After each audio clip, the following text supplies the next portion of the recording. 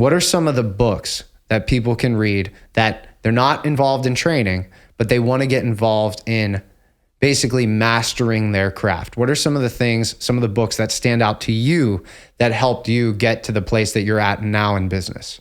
Sure. So the first book that I would say I think everybody should read is, and I'm sure you guys have read it, is Think and Grow Rich by Napoleon Hill. Yep. I think that one was huge for me, and that came at a time where I actually did a few bodybuilding shows, but I got last place in my first bodybuilding show. And immediately I went home and I started Googling, like, what is the difference between winners and losers? What's the difference between the successful and unsuccessful? Why is Michael Jordan Michael Jordan? And I just started Googling it, like, and just immersing myself in that.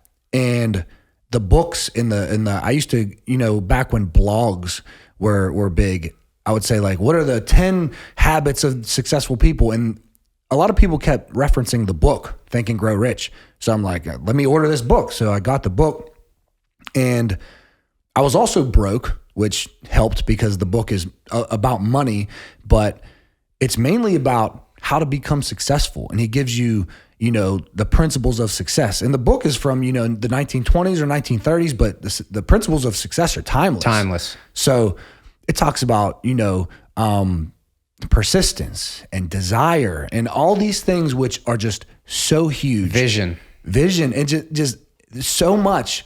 So I think Think and Grow Rich is a great place to start.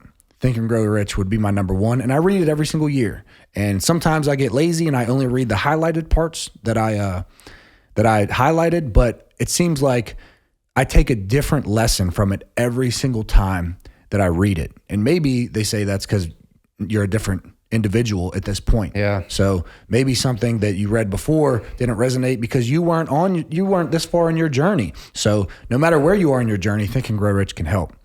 Another book that really helped me was Mastery by Robert Greene. Favorite author. Yeah. And he's awesome. And Mastery was huge for me because in my craft, and I was talking about PGF Performance, Paul Favorites before, who's the NBA trainer, he's just at the top of, he's the top. There's nobody above him. He's who I'm like, wow, if I could get there, I'd really be doing it. And to get there, you have to develop mastery.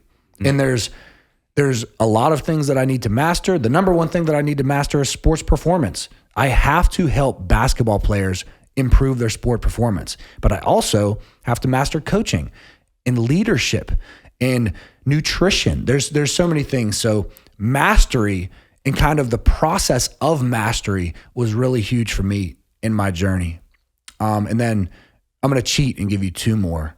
That's fine. You're allowed. But How to Win Friends and Influence People by Dale Carnegie was big for me. And I'm not proud of this, but I used to get in a lot of fights and I was very argumentative, and I never had a father. It was just my mother and I always had this chip on my shoulder, and I had this big ego, and I was always like, the world's against me. And then I was like, I'm not reading a book called How to Win Friends. I don't need to win any friends. I have enough friends. And How to Influence People. But all these blogs and all these, when I was Googling how to be successful, they kept saying, read this book. So I read the book, and it just really transformed my perspective on life.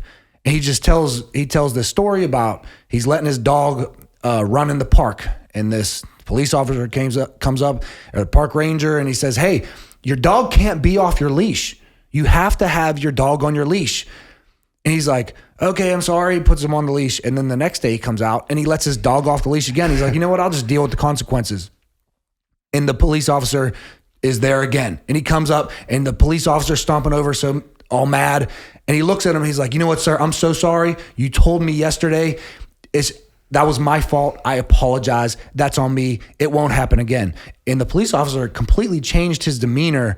And it's just like, that was huge for me. Like, why am I attacking the world so aggressively? And why do I think everybody's out to get me? And why do it's not bad to have a chip on your shoulder, but why am I going about things with this perspective that I am? So, and this is also as a basketball coach. As a basketball coach, my first year as a coach, which was actually last year. This is my second year as a coach. But last year, I kind of looked at the referees as enemies. I'd be like, that was a bad call. Why'd he call that? And I'm like, what are you, an idiot? And like, that's not going to have the ref on your side. The next time your guy gets fouled, he's not calling it. Right. He doesn't like you. So I kind of, hey man, I don't know about that call. And then pat him on the back. Yeah, it's all right, man. Like, and just get along with the referee and get along with people in life and approach the world in a different way, as to where everyone is not out to get you, and, take responsibility, admit your faults. It's just a great book, I think, for entrepreneurs and for anybody to read in general. And then my last one is Can't Hurt Me by David Goggins. And this one got me injured. I'm not going to lie. This book got me injured because I was so motivated, and I just went out and I ran 115 miles in a week when I had never ran before. There's a YouTube video on it. Right. Of Yeah. you doing it. Yeah. And but it just really taught me that I cannot continue to accept weakness in myself. And I tell my players this. I say, somebody will say, hey, I can't make it to practice tomorrow because I got to babysit, or I can't make it because this, or I can't make it because of that. And some of the excuses, quote unquote, are legitimate excuses. But the rule is, if you didn't come to practice the day before, you either can't play in the game or you don't start in that game if you're a starter.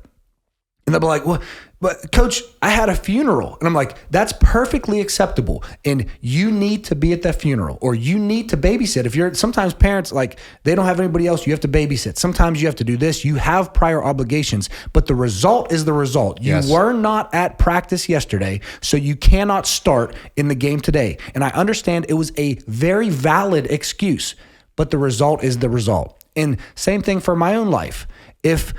If I'm overweight, or I can't jump high, or my business is failing, or I don't have a lot of money, the result is the result. I might not have had a father, but the results are the results. Exactly. There's 100, there's 1,000, 1,000,000 people who haven't had a father and they made it. Mm-hmm. So that book was huge for me. It just taught me I cannot accept weakness in myself.